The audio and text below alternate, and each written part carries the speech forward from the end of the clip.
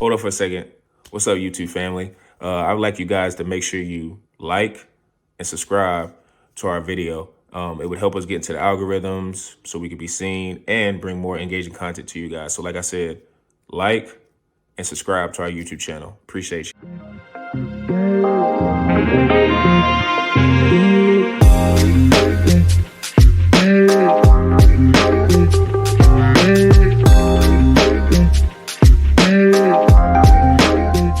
Welcome to another edition of the Pick and Downs podcast. I'm your host, per usual, Sean Tyson, here with my guys, Zoo and P. Bush. How you fellas doing? Doing well, man. Zoo, I know you lost a couple bets with that Nuggets loss, man, but it was a damn good weekend for me when it came to betting on the Pacers, man. Woo! Had a couple nice parlays, man. With that, I know we'll talk. I'm gonna talk about the Pacers a decent amount, but man, dude, some of their role players were just popping off. Neesmith, Nembhard, got some. Honestly, what we're seeing is these deep teams are coming out, and they're the ones showing up in the conference finals right now. The guys that have depth, and we've talked about that all year. So it was a good game 6s and 7s, ready for the conference finals. Yeah, all I gotta say is I hit NBA depression for a couple days, man. Like these games, I'm not gonna lie. Like after the Bulls got knocked down the playing tournament, I have to adopt some teams because I got to keep my fandom going. So I adopted the New York Knicks as one of my teams since I live here now. The Knicks hype. Thibodeau is the former Bulls head coach. Jalen Brunson from Chicago guy. Like it gives me a lot of Derrick Rose vibes in Chicago, where you got a ball-centric point guard that carries the entire offense, play a bunch of role players. But man, that team just gets completely derailed from injuries and don't even have a chance. And Indiana Pacers, props to them for shooting 76% because I don't care who's out on the court. If you shoot 76%, I'm gonna get props to you guys. But coming back and winning 2 straight to clutch, yeah, good for you guys because it's a young team and they got it done. But against this injured team of the New York Knicks.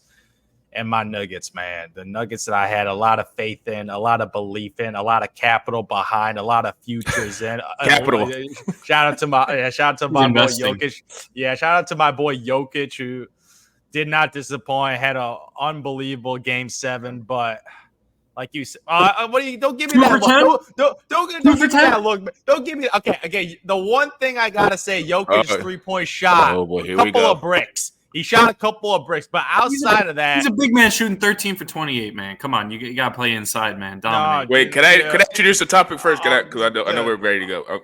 He good, man. He good. The Jokic showed off. The teammates didn't, but that 20-point blow is depressing as a future better and rooting for the MVP. But those are some tough games, man. Those are some tough games. But shout out to Luka for getting it done with your teammates, man. Shout out to Luka. Yeah. As you can see, we're getting ready to get into our analysis, even though it's a little bit later. Our analysis of the Game 6 and a couple pair of Game 7s that we saw. And P-Bush, go ahead. I don't know where you want to start, but I have a feeling where I know you're going to start. Well, Zoo, I'll let Zoo cover the Nuggets, man, because it's that was his baby child, man. Come on, tough futures. You'd been, hey man, to be fair, you'd been on a roll with your futures the past couple of years. I have been. Your regression to the mean as you. Oh, it hit hard, man. On those 2 days, a lot of L's, man. A lot of L's. Had like 7 bets that cashed out for L's. Yeah, but I wanted to start with the Pacers, man. Zoo, you mentioned, man. I think in the end they shot 68% as a team for the entire game. Their starters shot about the same. I mean, I mentioned it right before. Neesmith and Nembhard, man, when they're combining, I think they might have missed 4 shots between them across 20 total shots for these guys. I mean, I think Neesmith went 8 for 8. Had him 2 plus 3s, man. Absolutely beautiful. He hit one in garbage time. Couldn't believe it. But Sean, you talked about this, man. This is the effect of the Thibodeau system, right? We're looking at this Knicks team. I mean, you can talk about Julius Randle all you want. They did not have him entering the playoffs. Some people thought maybe he might make a comeback. No chance. Mitchell Robinson, the Band-Aid himself, man, always getting injured, couldn't stay consistent in these playoffs. But the biggest thing, man, OG Anunoby, he tried to play. I'll give him props in Game 7. He knew that they needed him to win that game because the momentum was swung. And he played 5 minutes. He hit a tough 3. And then they had to pull him. It's just that hamstring, man. It lingers. And then Josh Hart, you can tell he's a completely different player with that oblique strain or whatever they ended up diagnosing it as. Was not able to be as aggressive, especially on the boards. I do think Hartenstein actually stepped up for them a bit, Zoo, but man, that Brunson. I'm not saying they would have come back. I know they lost by 20, but when he broke his hand, you knew right away it was off. Yeah. I mean, Dante was hitting every shot, and it still didn't matter because the Pacers were just matching them on the other side of the floor. So it's hard to see that quick of a fall. I mean, I think we all easily had the Knicks over the Pacers in that series. Yep. Probably around the 5-6 game mark. Once they forced 7, though, the momentum to me just completely swung. I thought Halliburton finally got aggressive, especially with his 3-point shot. Miles Turner, just an absolute menace down low.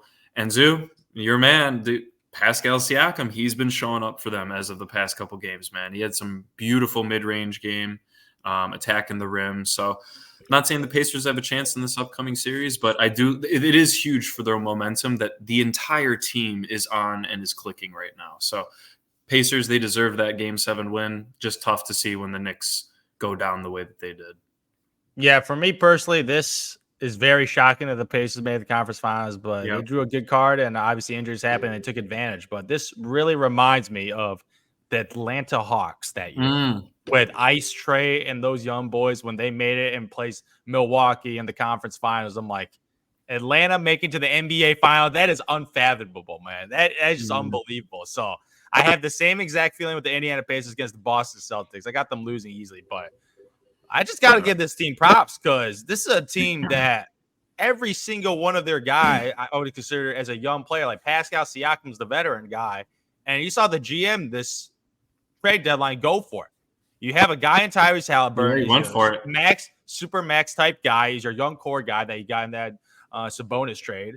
They got all these nice young complementary players, but they're trying to pair up a guy and like a veteran guy that made a couple All-Star teams, made a couple All-NBA guys, man. Like this guy could be Spicy P or ICP, man. He ain't a guy that I'm gonna be like, okay, this guy's a superstar, but he's a nice little complimentary wing guy that you give to Tyrese Halliburton. And one guy I've been really impressed is this guy Andrew Nembhard. Andrew Nembhard, obviously the biggest shot of the series with that step back 3 from like 30 feet, which pretty much I was like, that is it the Knicks? Oh man, the Knicks. I'm like, yeah, but Nembhard legit saved this team because that was he saved the season.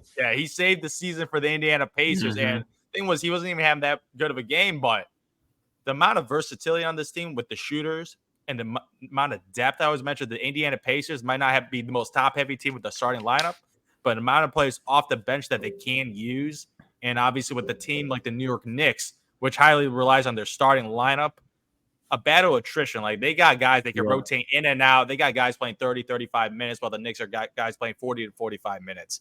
So with their pace of play, we always said like that's what they took advantage of. And I remember I had my Knicks taking care of business, but that OG Anunoby hamstring, that's when I'm like, it's over. Yeah, it is. And that's pretty much what happened. And OG, like you said, like OG was like, yo, I got to play or this team's going to lose without me. And he gave his best effort, but the dude was playing on one leg and still hit a 3-pointer. And I think he had like 5 points or something. It's like, he did pretty well for a guy playing with one leg. So, like, I got to give these guys major props. They played with a lot of heart. Dante DiVincenzo, this guy is an absolute sniper. Like, he's one of my favorite, like, role player guys in the NBA right now. Like, this guy's an absolute flamethrower. But, like, it's only so much you could do with this Knicks team. And you just got no regrets. As Tim says, like, they put 100% effort out. They maxed out what this team can do. And Tibbs pushed it to the max because starting lineup guys, we're playing 40, 45 minutes consistently. And I'm just telling you, man, when you overwork your cars like that, that engine going to break eventually. And that's pretty much what happened with this entire roster. If you think about it, they've lost their starting center. It's insane. Starting power forward, starting small forward. Their starting point guard broke his hand. It was all the way down to Dante DiVincenzo, man. And Josh Hart had an injury in that game, too. He almost dropped 40. Yeah, like, exactly. So I'm just like, they lost their entire – they lost 80% of their starting lineup at the end of the series. 80%. Yeah. Not only that, they lost a couple of bench guys too, and Bogdan Bogdanovic. Like it's just the amount of injuries to this roster is just like, man, if this team was whole, you could make it a legitimate argument against the Boston Celtics. Like they could be competitive. I don't know, 6 or 7 game series against that Boston Celtics team. Where like I know their record looks all well, but there's still a little hesitation about this team. Yeah, man. Yeah, obviously I forgot about him. He's injured. With their Kristaps Porzingis injury, so they're not 100% whole. But this New York team, if they were 100% whole, they could really give that Boston Celtics team a run for their money. So it's a shame that we don't see it, but injuries is part of the game, and injuries are just part of Thibodeau's teams. Like, Yes, it is sir. part of the packages. That's why, like, if I'm the New York's GM, I'm trying to get some depth guys just to be like, yo, Tibbs. You don't got to play Josh Hart 40 minutes bench, when you got good veteran guys off the bench. Because, like, Alec Burks, this guy was not playing when Anunoby was in the starting lineup. Yep. But Alec Burks, as we've seen, absolutely deserved minutes because he's that six-man guy off the bench that can create his own shot in scenarios where he's just like, oh, I'm just going one-on-one, drive to the basket, one-on-one, pull up for mid-range. Like, Alec Burks has been a consistent scorer every place he's ever been. And he's a veteran, Zoo. Yeah, he's a veteran. And, like, it's kind of shocking that they traded for this guy during the trade deadline, and he didn't really get, like, consistent minutes, which is something Thibodeau, I'm just like, yo, like, you got to use your guys. And same thing with,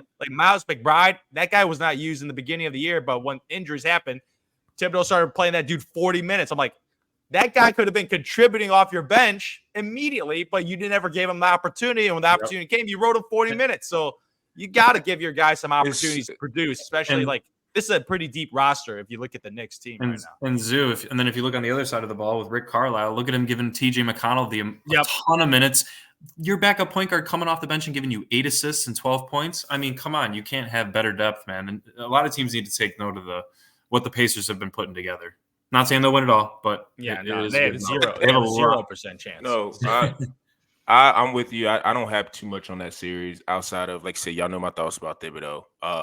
I do believe, though, DiVincenzo, how he played throughout this playoffs, if they do in the offseason have like we're going to go big game hunting and try to get a star, like he can't be in the deal. They got to have him on the team. He fits so like perfectly next to Jalen Brunson because he's off ball. He's off ball player.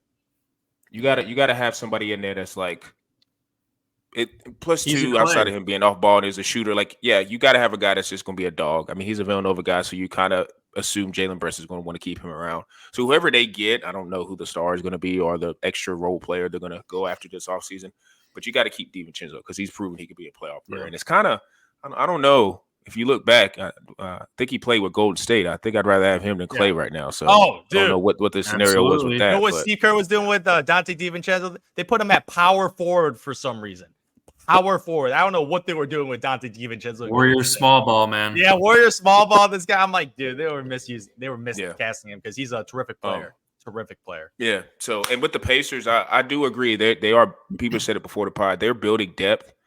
They're running gun. And, as a young team, that's gonna be their style with Halliburton being their point guard. But I think as they mature and get older, and Rick Carlisle being their coach, they're gonna develop more of a defensive mindset. And guys like Aaron Nesmith, who was with the Boston Celtics, and other wings like Benedict Mathurin's not even playing, and I know he's more of a scorer, but maybe he develops into him and Nesmith are more of two-way wings that develop into more of those type of guys that you want in the playoffs to stop some of these high scoring wings for these other players. So Indiana definitely has a nice future. I don't know. I know they had a draft pick last year that was like kind of a hybrid wing too. I don't know if he's hurt or if he's just a G League guy, but they got a nice future. And going to go get Siakam was pretty cool. So I'm interested to see what they do in the Boston series. But shifting over real quick, because I know Denver's going to be a lot of our talking points. I just want to say about the Mavericks and the OKC Thunder really quick, just for me. I think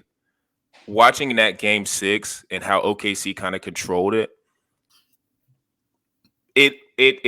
tells you about just the maturation process now of like players and stars. And Shea unfortunately has to go through that because all stars have to go through that while they're growing their game, and they just have to understand that losses are going to come with that.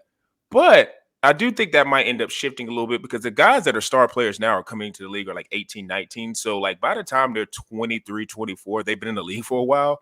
I think a lot of that ideology with how or not ideology, but the thinking from back in the day is a lot of those guys weren't coming in till they were like 21, 22. So by the time they've been in the league for a decent amount of time, they were 25, 26. And that's when you see, you win your first championship, 27, 28, whatever. I think OKC is going to be completely fine. Only thing they have to do is just get a big guy. And they just got to figure out who that is either in the draft or in free agency. Yep. But with Dallas, I mean, if I hate to say this to you guys because he used to play for the Bulls, but if Derrick Jones is gonna have a series like he had in that game, or in that like have a game like he's had in that, if he's gonna have an entire series where he's shooting like that and playing defense like he is, then the sky is the limit for the Dallas Mavericks. Because I'm telling you, like you between him and PJ Washington, like the bona fide role players, Dallas is going to be scary. So that was the biggest thing I took from that series is those two players stepped up. Kyrie, had been struggling. He been passing and playing more defense. Luka had his struggles. He kind of woke up in Game 5, and then he finished him in Game 6. And to me, usually in those series and how we're going to see in these conference finals too, like usually in this time, like you kind of see this is when the best players usually end up winning. Like they end up winning games, they decide games, they end up winning series because usually the best player just does that in the NBA. And you kind of saw with Luka, this is why he's regarded as a top 3, top 2 player. He knows how to put the nail in the coffin, and he did that Saturday. So that's kind of my thoughts. P. Bush, or what was your thoughts? Yeah, I mean, I on the Thunder side, I would say that, man, I was just extremely impressed with how poised Chet Holmgren played in his first real playoffs, right? Rookie. I mean, I think he was 9 for 15 in Game 6. Yep. I know it's Shea's team, and he took 25-plus shots efficiently as well. I think he was like 14 of 26 or something like that. But they got to give Holmgren more shots, man. 15 shots a game. He should be getting at least 20 alongside SGA. I know Lou Dort had some big shots for them. Jalen Williams, man, same thing. But Chet seems to just do it, and he does it efficiently. And I think they just need to hone their offense in more around him to allow SGA to get some stress relieved off of him. So, if you look at the Thunder, I mean, in that game, if you box score it, most of the team shot well. I think Wallace off the bench had kind of a tough shooting night, and then Lou Dort also as well. But I mean, their big players were all shooting pretty damn well in that game specifically. But what it came down to, and you brought it up specifically, was Derrick Jones Jr. I mean, and let's be fair, PJ Washington actually had no points through the first 3 quarters, not one point. Yeah. And, he had been the one carrying, and then Derrick Jones, they kind of almost swapped like halfway through the series of who was helping Luka and making up for Kyrie's passiveness, I would say, throughout the series. But I will say, I think also Kyrie being aggressive in that Game 6 forced the Mavericks' other players to step up because he was off. And I do think that Derrick Jones Jr. just took full advantage of that. And finally, Luka, only 15 shots, man. He took the same amount of shots as Chet and made 9 of them. All of his free throws, and he was 4 of 6 from 3. That's what you want from Luka, man. 29, 10, and 10 on plus nearly 60% shooting. I mean, you can't ask for anything better than that. So shout out the Mavericks, man. They closed that one out. And that was almost a block. That was almost a block on PJ Washington, too. That would have been absolutely epic if he had got that off clean, speaking on SGA there. Yeah, well, like this Thunder team, even though they lost this series, because I had the Mavs slightly in this series, but they showed a lot of heart, and they just lost to a slightly better team. Mm-hmm. They lost to a slightly better team, and a lot of it, I would say, is a lot more of experience because this Mavericks team, very battle tested. Like this is a team that consistently, outside of last year, that weird season where they don't even make it in the play-in tournament, but outside of that, this is a team that's made the playoffs consistently, lost consistently to specifically the LA Clippers a couple of times. So this thing is battle tested. Like this team is battle tested, especially with their stars and Luka Doncic and Kyrie Irving. And I remember when they made the trade for Kyrie Irving, I'm like, this is how you raise your ceiling. This is how you raise your ceiling, and this is why you get a guy in Kyrie Irving because he is the perfect Robin. Like certain guys are the superstar guys, and certain guys are the complementary star guys, and that is his specific role. And this year, he's showing a lot more maturity, and he's the vet of the team because this team is relatively young, and he's showing a lot of leadership. That's what people are a lot of saying. Kyrie Irving is showing a lot of leadership since he is now the veteran of the squad. Now he's the elder statesman of the squad, and with the trades they made this midseason trades. Screw the picks.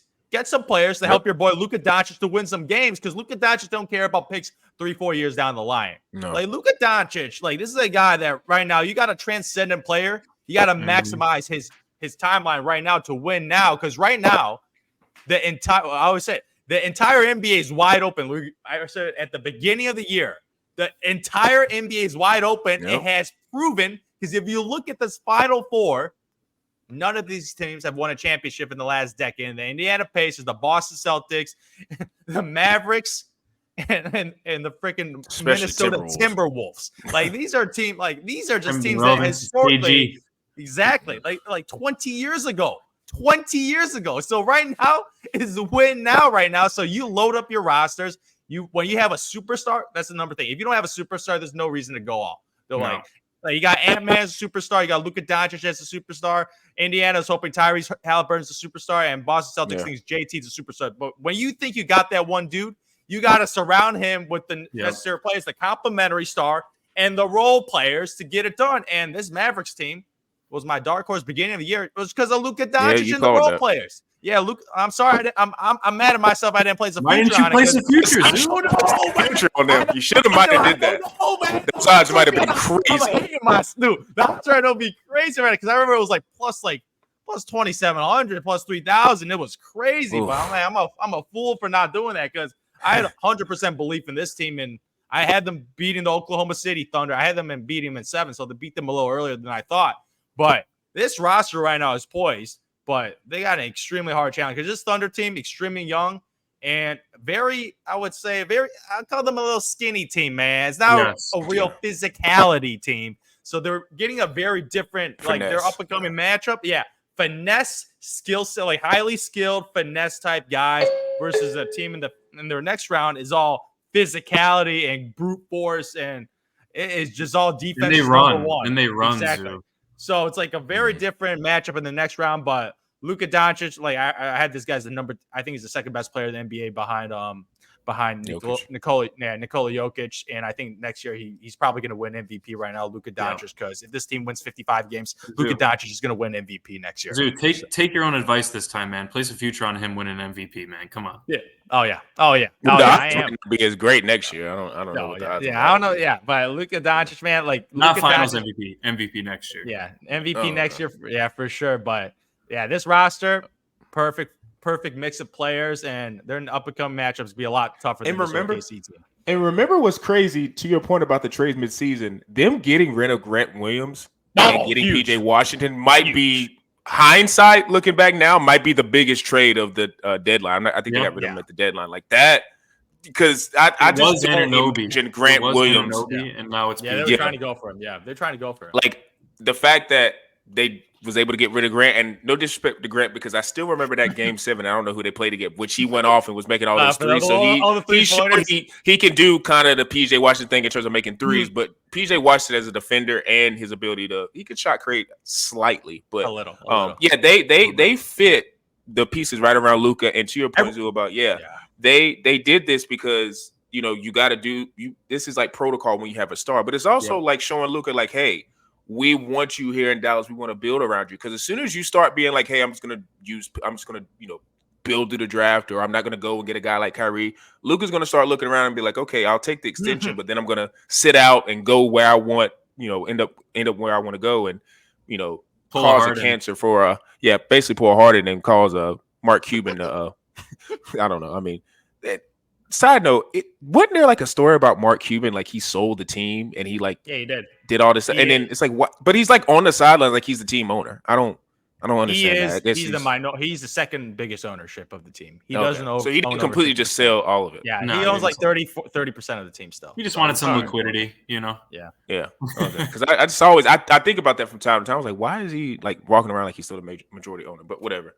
But like you said, speaking of the Western Conference, we're gonna get into.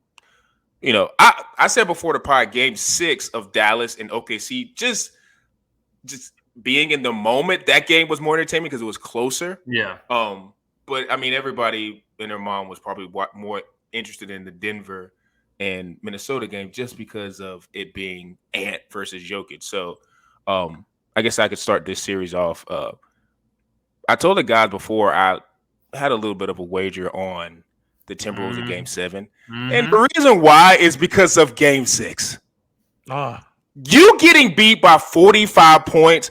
I don't care who you – I know that teams mail it in, especially when they got the home court, because we've seen this like throughout all of the history of NBA. Like when it's going to be a 7-game series, people always say if you win game 5, it's like, okay, whatever. But you always know that team in game 6 is going to come with a little bit more fervor because they're on elimination, like the brink of elimination. So you understand that. But there's a difference. Even if they lost by like 15, 20, I can kind of see that and explain it. 45 is not normal. And everybody was making it a big deal saying, look at Jokic, and he's on the sideline pissed off. I was like, Jokic, like, I was thinking to myself, like, Minnesota, that gave them so much confidence. Like, oh, yeah, we can go in and beat these boys in game 7. Like, no, I saw it because if you watch, because I watched the game since intently, they was punking Denver. Like, they was looking at Denver like, no, we're going to beat you tonight. And then when we go to Denver, we're not going to be scared of what you do. So even when they ended up getting into the point, it got to the point where it was a 20-point lead for Denver, I was thinking to myself, like, this is going to be the moment where you're going to either see Minnesota fold or you're going to see them, fight back. And I'm not going to lie. It was like, I think Denver's probably going to get them because it's just like you're at home and it's a young team. Yeah. But then when when they made about a couple of baskets and got it down like 15, 13, whatever, I was like, Minnesota's going to come back because I started thinking to myself, like, they obliterated. You got to understand, they obliterated the round before KD and Book. And I know, like, we make jokes at them and we always talk about KD's not a leader, but it's like those are still two dudes. Like, they make quick work of them. So it's like they got so much confidence. And like I said, with Ant, so I wrote down some things like the one thing I saw, or I mean, not saw, but everybody was watching the game, you kind of recognize was when I think Carl got his 5th foul, and Carl fouls a lot. So we all get that. Some moment in the game, he's going to make a dumb foul. And you're going to be like, okay, he's about to go sit down. Usually a couple. He'll make a couple fouls. It's like, all right, here comes Carl not doing what he's supposed to do, and he's going to the bench. But when Naj came in, the energy shifted, completely shifted. Like, and we've always spoken about this when you're trying to play against Jokic. Like, you got to have guys who are athletic. And when I saw him, like, pack Jokic on one end, and then later in the game, when they had the lead, and it was, I'm going to say, probably late 4th quarter, I can't remember who shot it, but then Naz Reid came on and kind of had like a side dunk on Jokic because he was able to get that rebound. I was like, oh man, this is why they gave him that mid-level exception and gave him more money than other people who was probably gonna give him on the free agent market. Is because that guy is a difference maker. Like, nobody's saying he's better than Karl Towns because I don't think he's better than Karl Towns as a complete player. But for his specific role, like Naz Reid, if you see like when they're giving him the ball and they're like going through exchanges and stuff like that, like he can dribble a little bit, he can get to the lane, he's very quick on his feet, he's nimble. Like, they have 3 athletic bigs. Like, they don't have like 1.5 athletic bigs. Like, Gobert can move, Karl can move, and you could almost maybe argue that Karl might be the least athletic out of all those 3 because Gobert can move pretty well and Naz Reid can move pretty well. Now, Karl's game is extended out past the 3-point line, but Naz Reid can shoot threes too. And 2, on that 1-3 where Ant made that corner 3 when it kind of like basically put I guess you could say that nail in the coffin. That was Naz Reid making a play down the middle of the lane and dishing it out to Edwards on the side of the court. And he was able to make that corner 3. So I saw that. We kind of got into it before. Jokic settles for a lot of jumpers, and it was.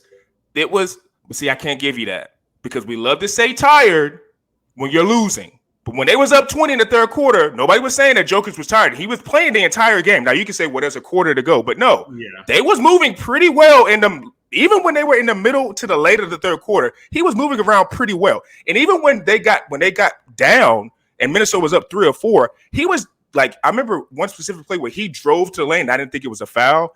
He like stumbled and fell, and I think it was a foul on Gobert or Karl Anthony Towns, whatever, but he drove with force. Like, I can't give you that because when you was up 20 and Jamal was dancing around, everybody on Denver, like I've been saying, they're a front running team. They are dancing around in the 3rd quarter when you're up 20. Can't give you that because now in the 4th quarter, now you're tired. You know why you're tired? Because you're getting tight because you feel like you might lose the game. That's why all of a sudden now you're tired. And for Jokic, I don't understand why you're shooting jumpers because you get every foul call. They're going to give you the foul call. That's another thing. Jokic is going to get the call. Not saying he did, like he's a big man, he gets fouled every play, but he's gonna get the call. So why are you settling for threes? And you haven't been shooting threes well. Go ahead, people. And I was just to add on to that, Cat and Gobert were both in foul trouble. Why weren't you? Yeah, you could have gotten Gobert. I think ended up getting ousted from the game maybe 2.5, 3 minutes left in the 4th. Like later, and obviously you mentioned Naz Reid coming in. I wanted to shout him out. Also, that huge block he had on Jokic was just unbelievable. But yeah, man, I just thought he should have attacked more because of their foul trouble issues. But where my point is, though, Sean, I think he was getting gas. I mean, Jokic doesn't play 48 minutes. Like, that's just unheard of. Or 47, whatever he did. That's unheard of. He usually averages, I think, around like 34, something like that, 35. It's game 7, though, bro. All the greats have to do it. Bron was playing the entire game. Steph plays the entire game in game 7, bro. There's no other game after that. Well, here's the thing. He didn't score much in the first half. I think he had 12 points at halftime or something like that. He ended up having a good game in the end. Sure, he settled a lot. Yeah, he had a great game. I'm not saying but Jamal Murray was about to have a virtuoso. He had 29 in the first half, 27, 29, something like that in the first half. Man ended with 35, man. He scored like 6 to 8 points in the second half. Very passive. Couldn't get anything going. We can talk about MPJ. And got picked in crucial times. That happened a couple times in the series where he got the ball picked in midcourt. Man just took the ball away. And Conley got him too. Conley got him, I think. Couple bad turnovers, couple bad fouls. So, yeah, I mean, I just thought it was a pure hustle win for the Timberwolves, and they just believed in it more. And to your point, Sean, I think the Nuggets just got complacent because they are an up team, and they're also a very cocky They're front runners, bro. They're very cocky front runners team. hell, bro.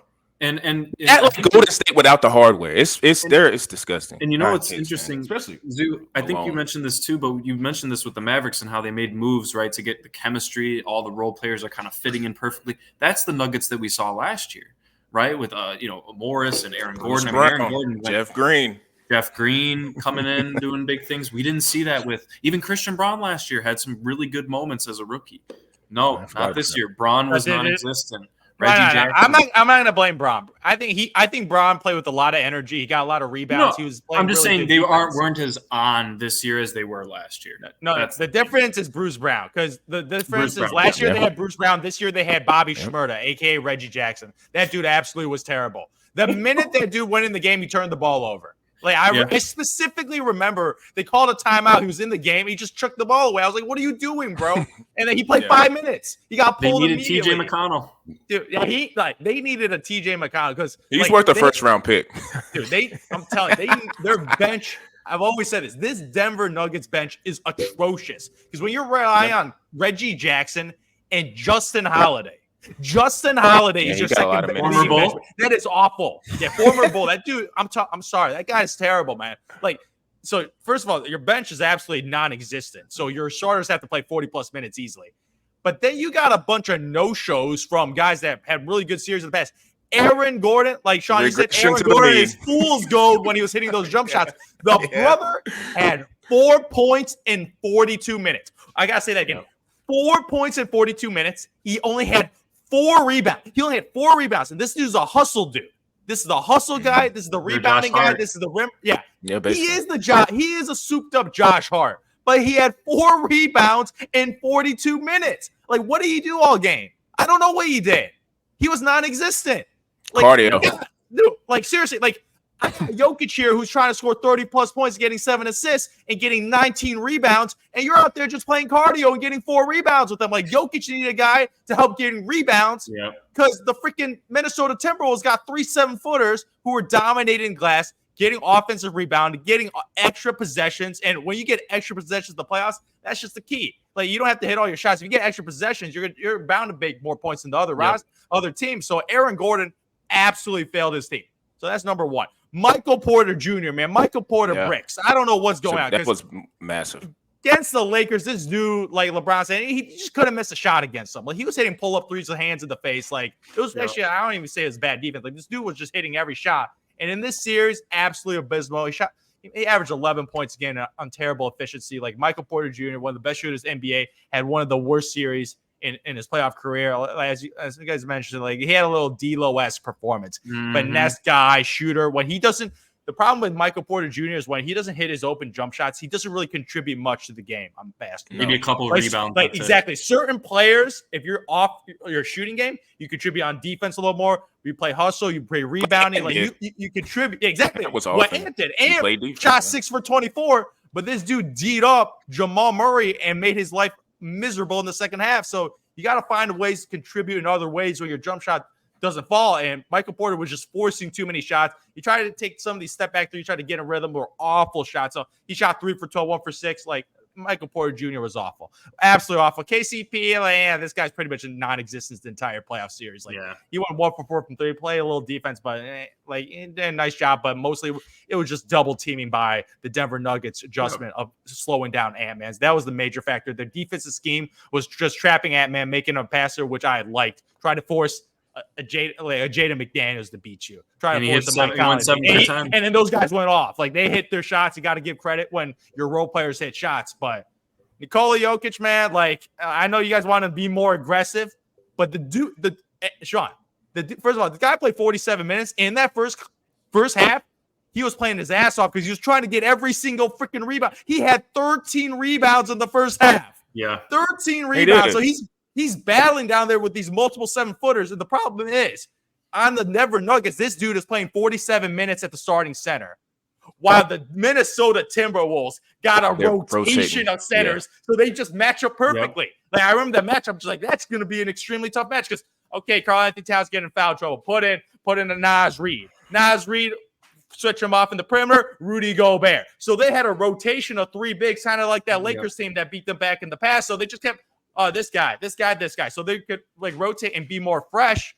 And Nikola Jokic, he definitely in the fourth quarter, he was just gassed because I love Nikola. He missed a couple of box outs. A couple of key box outs on Naz Reid, Karl-Anthony. Rudy Gobert had an offensive rebound.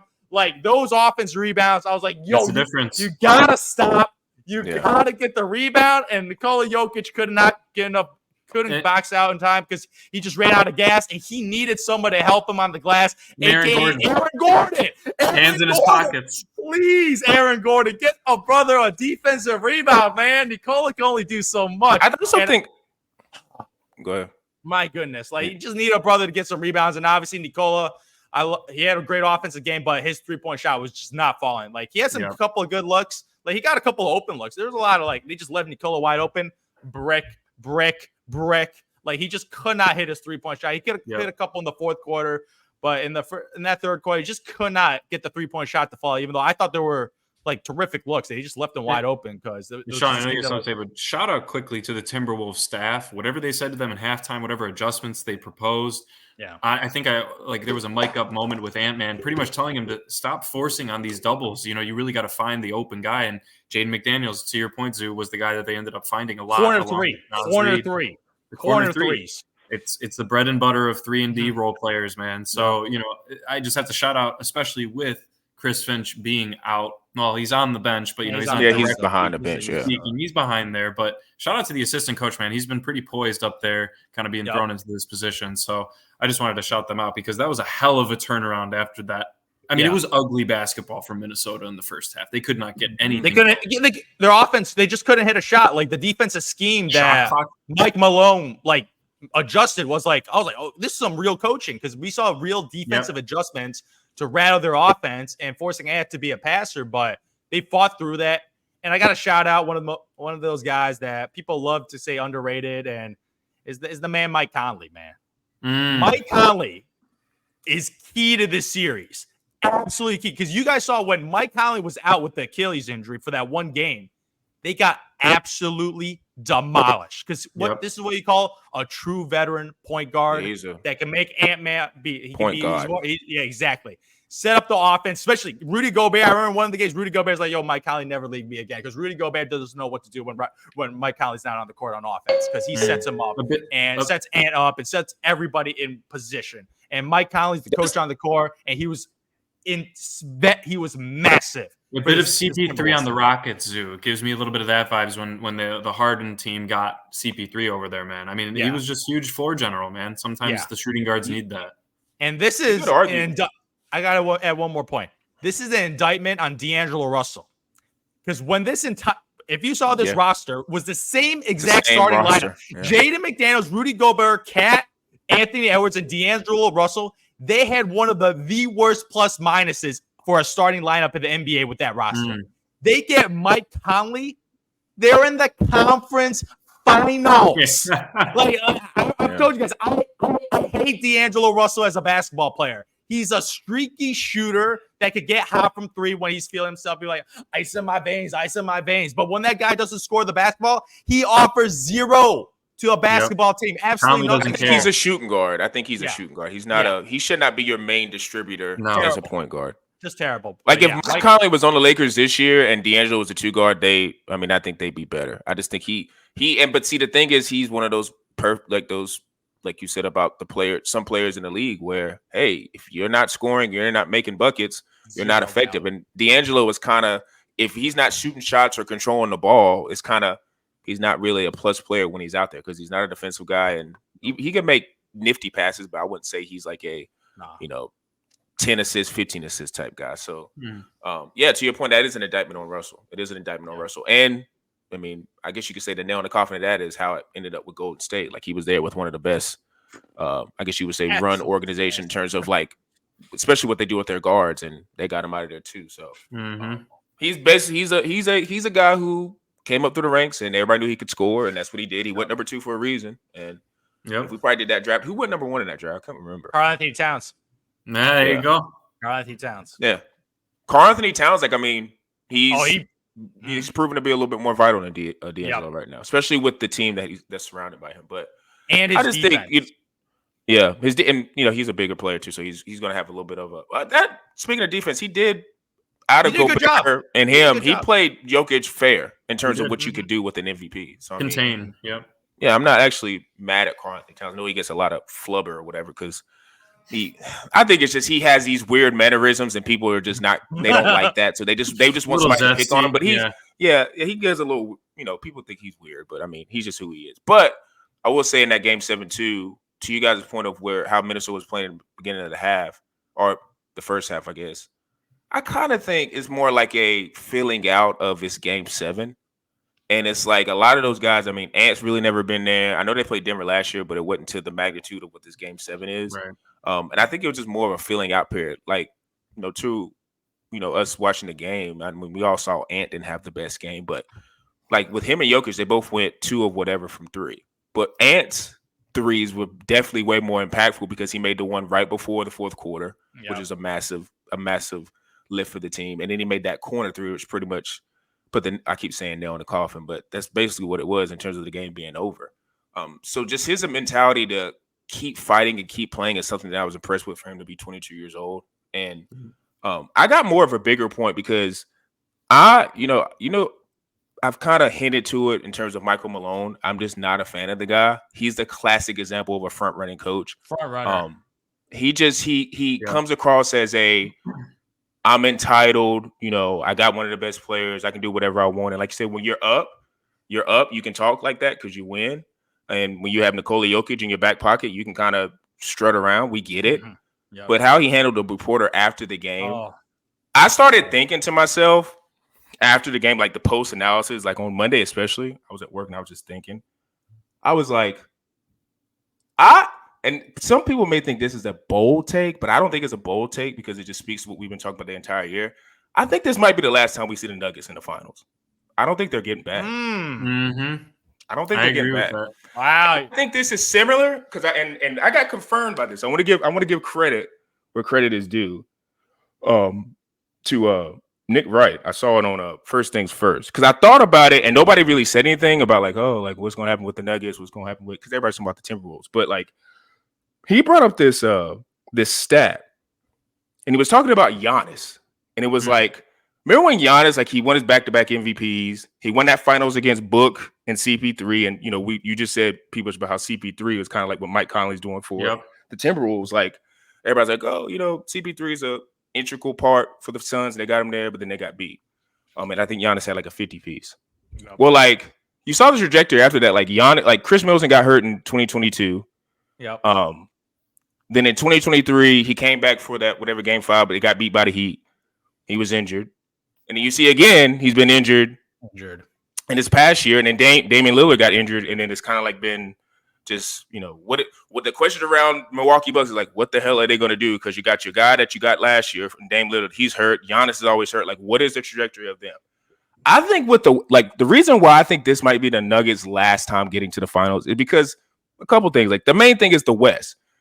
Outside of and I want to ask you guys this, outside of the Blazers and the Jazz, do you think those are the only 2 teams in the West is like, I don't think they're going to be competitive next year? just in terms of rosters. I know this is on the spot question, but you're just thinking about rosters and like being competitive. Like if you go into the arena, that's going to be a competitive game. Those are probably the only two teams you could say. I think the Grizzlies will bounce back. We've talked about Gigi Jackson a couple times. I mean, they Memphis, if Memphis they'll be fine. Fully loaded, they're good. Depends how the Spurs draft. I know it's not as strong as I would still say Spurs are going to be garbage. Yeah. I think Spurs are still going to be garbage one more year. Spurs will be they'll be sub 38 wins next year. I want to think that, but I don't know. 34 wins. I'm thinking to myself, like, I wanted to say put the Spurs in there too. I was almost wanting to say the Clippers because I don't know how Kawhi's going to bounce back, and then Paul George, we don't know what it's going to be over the summer. What's going to happen in terms of? I mean, they're probably going to renew him or renegotiate whatever, but I mean, he could go somewhere else. So, and if he goes somewhere else, thinking Kawhi is going to be your guy that's going to take you throughout the playoffs, it's not going to happen. So that's one of the reasons why I was like, okay, it's going to be tough for the Nuggets. Loaded. I also think the residual effect of this 20-point loss is going to linger over the Nuggets. You don't just lose by, like, you got to think about what they lost in the last two games. They got smacked in game 6 by 45. You know, they're athletes, so they may just block it out and flush it out and it's whatever. But that's still in the back of your head. And you lost a 20-point lead, not only on your home floor, you lost it to a team who's rising above you, and their star is 22 years old. So it's like they kind of say, it's like once you get the taste of winning and beating, like presumably the number one player in the league, now there's nothing that's going to be fearful of you. You're not going to be fearful of that team anymore. So I think Ant, especially as Ant being their leader and how that team is designed, that's going to give the Nuggets trouble. The only way you would think they maybe get to a finals is if they maybe meet them in the conference finals, and then you just maybe get lucky in that position too. And then my last note was that not a fan of the coach because he's a front runner. Not a fan of how Jamal Murray acted throughout the entire playoffs because that shows leadership. And I'm also thinking to myself, what if this is the point of like the apex of Jamal Murray? What if he's plateaued? Do you honestly think Jamal Murray can get to another level to where he's like, okay, now we're looking from star to maybe he could be in a fringe superstar? Like, I don't think he can get to that level. I mean, he's 27, about to be 28, or he's 28, about to be 29. He's somewhere in that range. So he's not old. But I'm thinking to myself, like, is there another gear? Because obviously, as much as we love Jokic, if Jamal Murray's not going crazy, they're not getting to a finals. You need complimentary. Obvious. Yeah. Like you got to have, every guy's got to have that. It's not an indictment on Jokic, but every guy's got to have that.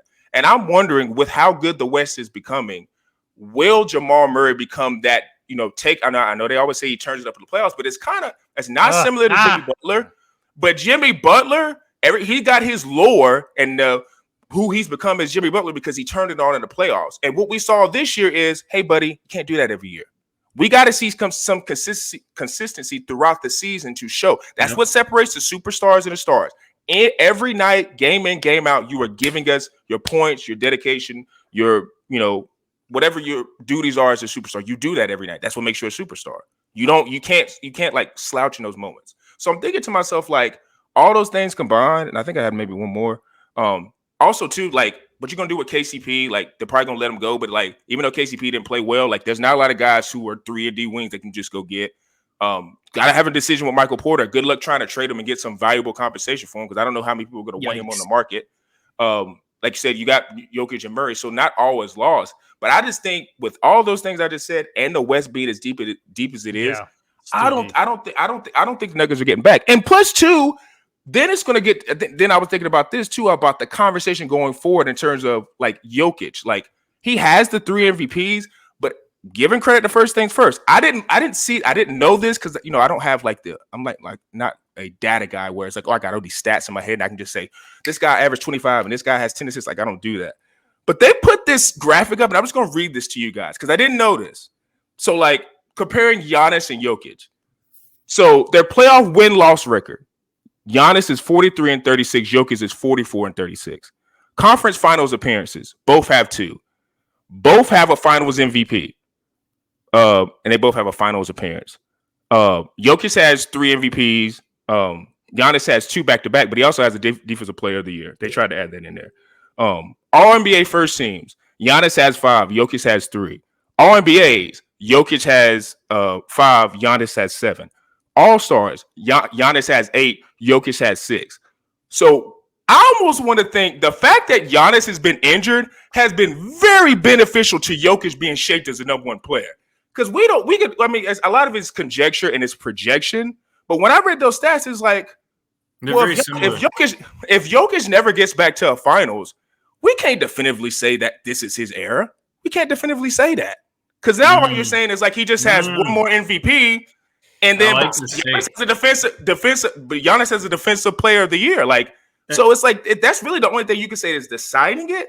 But it's like if Jokic never gets back, I think people got carried away with Jokic because that's how, and we're learning this too. And it's the same thing with repeat champions. There's nobody repeating anymore. Like, it's hard to repeat. This league is too good now. You see they're expanding with 2 more franchises in the future. This league is too good. It is hard to repeat. Again, I go back to LeBron. Everybody always wants to poo-poo going to the 8 finals. People talk about the West being or the East being weak. It is hard to hell to get back. I don't care what side of the bracket you're playing on. Like, it's hard to do that. People want to talk about it being easy because LeBron made it look easy. It's not easy. And you saw with Jokic. Who the hell thought the Timberwolves were going to go into? Nobody. I didn't. Who thought they were going to go in there in Game 7 and go beat the defending champs? So it speaks to this league is like, say, whoever wins the championship this year, I ain't picking them to win it next year. This league is too deep. And I just thought it was interesting looking at Jokic and Giannis. Like, Jokic might be fortunate that Giannis has been hurt.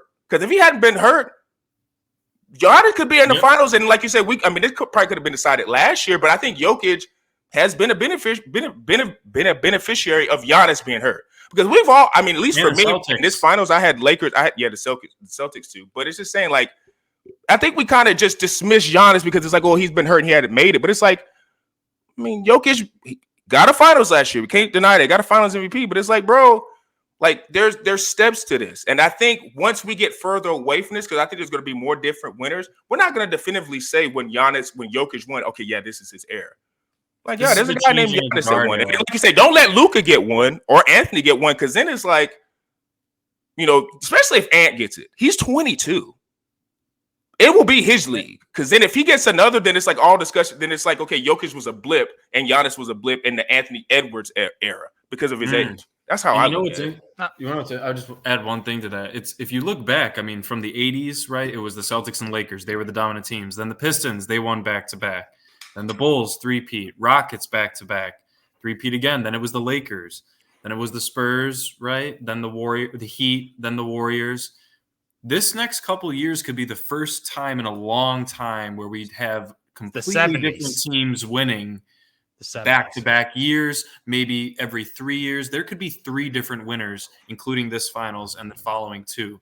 We could have 3 completely different teams winning an NBA finals. That's something we haven't seen in the NBA in a long time. It speaks to how good this league is. Yeah. And that's another argument. Like, I'm not trying to make this like a Jordan LeBron or Jordan Steph or whatever argument, but it speaks to how good the league is. There's a lot of teams that have just good ass players. And now that's evolution and there's more training and one-on-one and everybody has a trainer now and plays AAU ball. I get it. But it's like, it just speaks to the depth of this league. Like I think Zoo had mentioned it. Like, look at who's in the finals. It's teams that are deep. Like, you can't look at any of these teams that's in the Final Four and be like, they're kind of, Boston.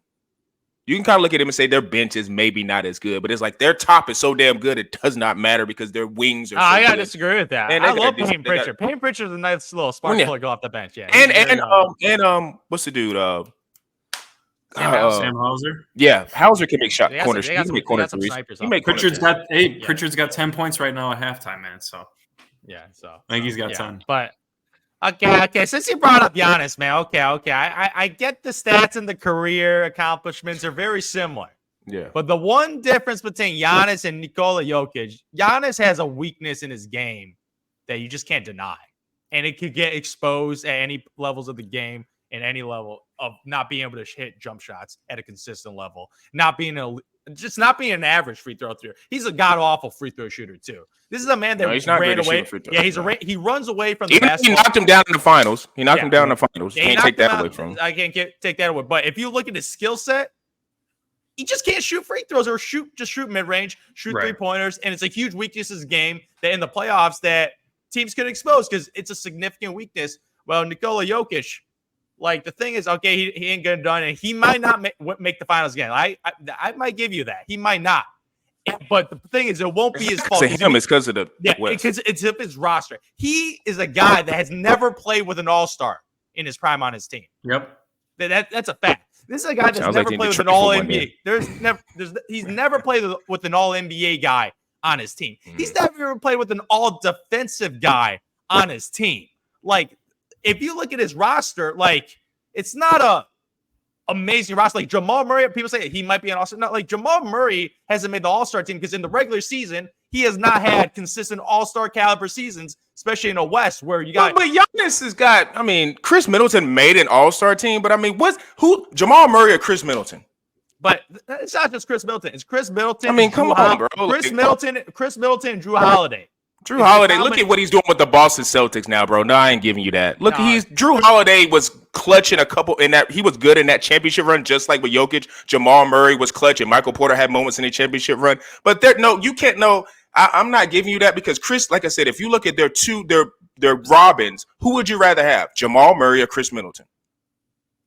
I know that answer. I don't even know why I asked it. You would rather have Jamal Murray. I thought it was Jamal Murray until this year's playoffs. But Jamal Murray he's had really awful games this year. Okay, but he's still really this year. But during that playoff run last year and during the bubble when he was playing, he had legendary games. Like, remember he battled Donovan Mitchell? Like, he was going crazy in the bubble with him. Like, Jamal Murray. You can't tell me you're asking to trust a game to Chris Middleton, the Mr. Cycle himself. Yeah, I still think Jamal Murray. But all I got to say, the fact is he's never played with an All-Star his entire life.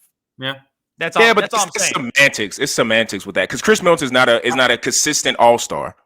He made All-Star because of Giannis. Like it's not. Chris Middleton's not making an All-Star if he's running the Atlanta Hawks. Like if he's an A option there. Like he's a good complimentary piece, just like Jamal. Like now I will say Giannis has got Dame, and Dame is a way better player than Jokic. Perennial All-Star. But like you said, he got hurt this year. He got hurt this year. Yeah.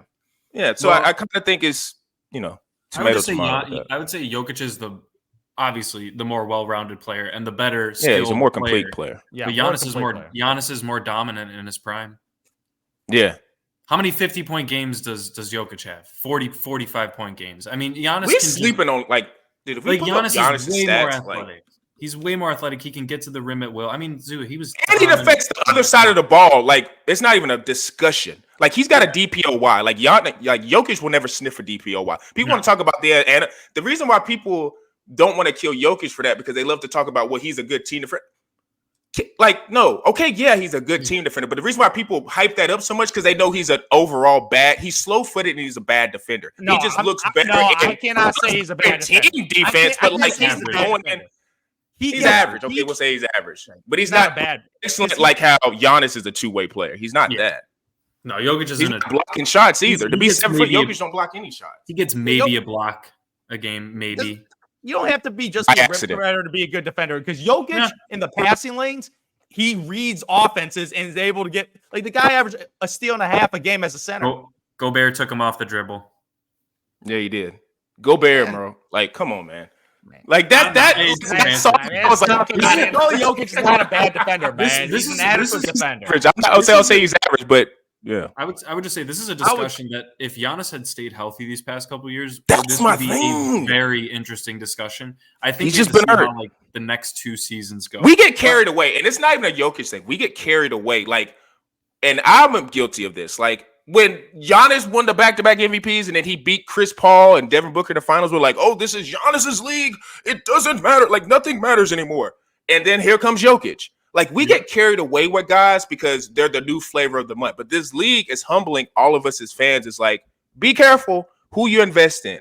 Because who wins today will probably not win tomorrow because the league is too good. And we'll see that, like I said, with Ant. Like, who the hell thought Ant and that Timberwolves team going to come in there and beat Jokic? Like I said, they blew a 20-point lead. It speaks to these young guys are not scared. They're not like us as fans. Like, we're like, well, Jokic is just, or you can put Jokic, Giannis, LeBron, whoever you can say, well, this guy's just got the credibility and they got everything. So, like, we should just be, no, they don't think like that. They think like, no, I'm going to go kick Jokic's ass. I'm going to go kick Giannis's ass. I'm going to go kick LeBron's ass. I'm going to go kick Steph's ass. I don't care nothing about just because they won how many MVPs or won how many championships. Like, them young guys, especially somebody like Ant, they're not thinking like that. And of course, if Ant were to win this year, let's just say he does, you don't think the guy now, maybe not this draft class because this draft class is not that good, but guys in future draft classes are going to see Ant and it's like, oh, I'm going to try to take him down. Like everybody thinks he's the flavor of the month. Let me show you what I can do because these players keep getting better. So I just think when I saw that, like I was thinking about like when I first was thinking Monday, I was like, dang, it's crazy that like the Timberwolves did that. And then I was like, thinking, like, I was just going down. I was like, well, look at all these teams in the West. Like, that's a lot of good ass teams. And then when I was watching first thing first, I was like, they just crystallized it. It was like, oh, the comparison between Giannis. So then it's like, they're probably going to battle it out and figure out who's going to, see whose heir it is. But then, like you said, if Ant comes and winning this year, then you got to put him in the conversation with that. Because then it's like he equals Jokic in finals. He's got the same one as finals as Giannis. So now it's like you got to start win an MVP. And he's younger. He's got to win an MVP. And Ant's situation, like Tim Connelly built a hell of a team around him. A hell of a team. Okay, but in hindsight, yes. When everyone thought when they made that, the Rudy Gobert trade, I was like, holy crap! I was holy crap! Critical of that. I gotta give it to Chris Finch. What? You know what they did? You mentioned this exactly what the Mavericks did earlier. Luka Doncic does not care about picks in 2026, 7, and 8. Yeah. That's exactly what they did with Ant. That's exactly what they did with Ant. Yeah. And Gobert, to his credit, I think he got better. Before the pod. He got better, and he made 7 out of 9 free throws. He made his free throws. Oh, he made a lot of free throws. Critical free throws. Because they were fouling him, and, he did way better than I thought he would from the free throw line. So, like, to your point, him being, because I saw another stat too where he's like probably the highest paid player in the playoffs right now in terms of like just active contracts, which is just crazy. That's crazy. But it does speak to maybe where the league is trending now with like the athletic bigs, maybe 6'10", 6'11", 7 foot. Skill. And Gobert's not skilled, but it's just like he's such a defensive force that it's kind of whatever. But like that's what it's trending towards. So it's like now if you're in a draft, is like, unless that guard is, I guess, exceptional and is like a lights out shooter, it's like maybe you need to just use like you said, if you're in a later part of the draft, like maybe just take a flyer or like a 6'8", 6'9" wing that looks like a complete mess, but he has certain parts of his game that looks like it can go. Maybe you need to just invest in that because, like you said, this league is a big league. I'd rather have, and I love Steph Curry, but we always throw him to the side because he's an anomaly. Like I want to have the guy who's a big wing that can create and do everything that the 6'1" guard do. And like I said, that's why Jalen Brunson, love you to death. Go Knicks. But like, if you're telling me there's a 6'7" guy who can do everything Jalen Brunson does, guess who I'm siding with? It's just physics. It's just what it is. This league, like, there's too much data to back it up. Like I said, there's only could be so many. You got to get growth. You got to grow, man. Just grow to make the NBA. You got to be. Some of this is genetic lottery. Like some of these guys, like you see stories all the time where some of these guys, like the parents are 4'11" and 5'2", but then somehow they ended up 6'9". It's like sometimes you just got to get blessed with that gene, and then once you get blessed with that gene, you train, night and day to become. I'm looking at the Celtics and Pacers right now. It looks like the shortest guy on the court maybe looks like Peyton Pritchard. Yeah, it's a tie game actually, but like Peyton Pritchard and TJ McConnell are the shortest guys. But like, what do they do exceptionally well? They fight. Like they're not probably the clutchest shooter, but they're fighting like every play. So I don't know. So it's just interesting to see how the NBA goes. Like for me, I don't know if I give out my picks, and I guess we can do that really quickly. Yeah. Celtics 5. The only way the Pacers have a chance is if they shot like how they did in Game 7, which is not going to happen. But like they're shooting. I think they're shooting now. Let me just say this real quick.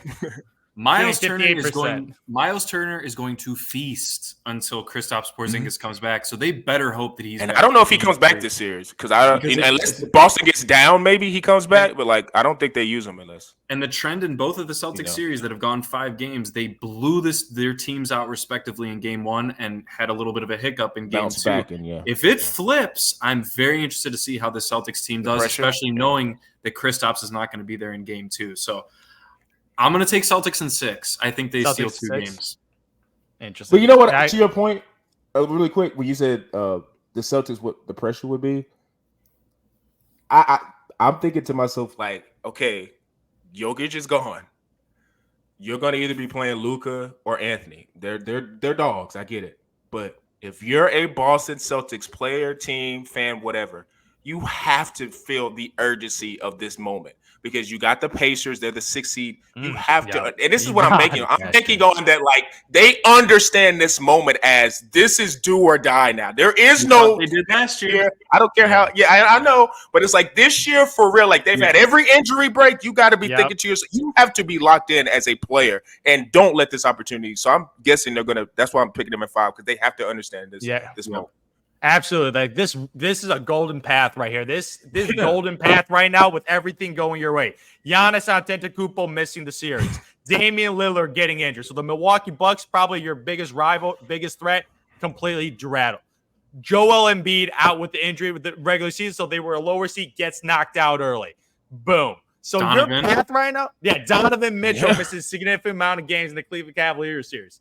And then you got Jalen Brunson getting injured too. So everyone that was your competitor lost their best player for at least a couple of games right now. And obviously they have one little injury, little Kristaps Porzingis injury, who's probably their third or fourth best player. You still got JT, Jaylen Brown, like Derek White. Like the team is like relatively healthy outside of the center position. So this is the golden path right now. Everything's going your way. You have a golden path to the NBA Finals. You got to cash in, especially the team on the other side. They have less experience than you. Yep. No team there has been in the situation. You guys are going to be the veteran team that knows the game, knows the physicality about exactly. You're going to be the favorite. You're going to be the team with the most experience, and you probably have the best starting lineup out of all the teams remaining in the NBA playoffs right now. So this is your opportunity to get it done. Like JT, is your moment. JT, this is your moment, boy. You want to be Kobe? Kobe gets it done right now with this roster. Kobe gets it done with this one. I don't want to see you go 0 for 10 for 3, man. With this roster. You got to get it done with this roster. He's 0 for 2 to start. 0 for 2 to start, man. But I will say, I mean, I know we're not a betting podcast here, but Miles Turner props right now are feasting. He has 18.5 right now. 18.5 right now. To your point, he's going to be. He's an X factor. Horford. So he's old and he's not as Horford big. is good for like 2 threes and Turner's one a game. That's it. We talked about Siakam being a presence. Turner has been a huge presence for them too. Yeah, remember they were trying to trade him.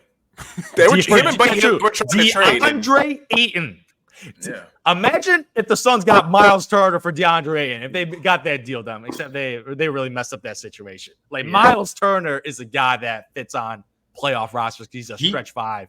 He's a big man that he adjusted his game very much like Brook Lopez. Getting out on that top of the key 3-point jump shot, man. Top of the key 3-point, and then being a little bit of a defensive force for sure. Exactly. I'll just make this real quick, man. Give me the Wolves in 7. I'll take Wolves Timberwolves in 7 to the finals. I think it goes 6 or 7, pretty much guaranteed. I'm taking the Wolves in 7. I'm purely doing it on their defensive prowess and their rebounding, Zoo. The rebounding is going to be crucial. I'm sorry.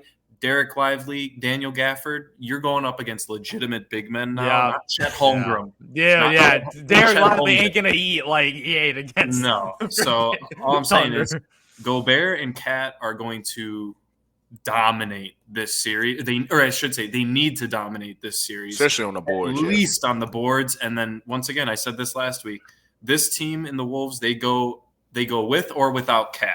When Cat has a great game, they're probably going to win it. I mean, Cat was the only legitimate offensive option that they had last game, especially in the first half. He still continued it. But, I just think they're going to absolutely dominate on the boards there. Luka's not going to be getting as many triple-doubles, let me tell you that. Yeah, this series is very tough for me to pick because, obviously, I was the Denver Nuggets homer. So they beat my team, and they deserved it. They blew them out a significant amount of times, and they proved they were the better team. They were the better team in a 7-game series right now. Anthony Edwards has arrived. That defense has arrived. Luka Doncic was my dark horse pick, but I think the Minnesota Timberwolves is the better team. I just think they're the better team. And that defense, like my heart really wants to pick Luka to get it done. And if he goes for crazy, goes 40-point games. But like I said, like it'll take some superstar transcendent performances to beat this Timberwolves teams because that roster defensively, especially on the perimeter, I'm going to get Jaden McDaniels on Luka Doncic, and I'm going to get Ant-Man and put on Kyrie Irving and try to make him Derrick Jones Jr., PJ Washington, try to beat me. I'm going to dare those guys to shoot all day, every day. Daniel Gafford ooping. They did last Derek Lively oops. I'm daring them to beat me, and I can live with the result. And I think the Timberwolves gets to the NBA Finals, which is something like I said last week, they were the 16th best odds team to win the championship. And they're probably the number 2 team right now based on Vegas odds to win it all. I got to give this team all the credit in the world because they swept the Phoenix Suns and they beat Nikola Jokic, the 3-time MVP and the defending champions. And now they have a potential chance of beating Luka Doncic, the freaking Don, to make Legendary the NBA run. Finals. So this is a legendary run if they get it done. So I'm making the Minnesota Timberwolves to beating in 7. Yep. Yeah. Can't believe it. I can't believe it. I can't believe it's the same thing. It's my head's saying Minnesota, but then my heart is saying Mavericks. And the only thing that scares me a little bit about Minnesota is we know Ant-Man. I've always said he's gonna be the guy who's gonna get his points and his buckets. He's at that level now. But if Karl Towns has weird games, you kind of get nervous of like where their other amount, like where their scoring is going to come from. Because like you said, Jay McDaniels is a great role player. The other guys who they have coming off their bench are great role players. Mike Conley is a great role player, but it's like you're not expecting Mike Conley to get 25. You're not expecting Jaden McDaniels every series to get 25.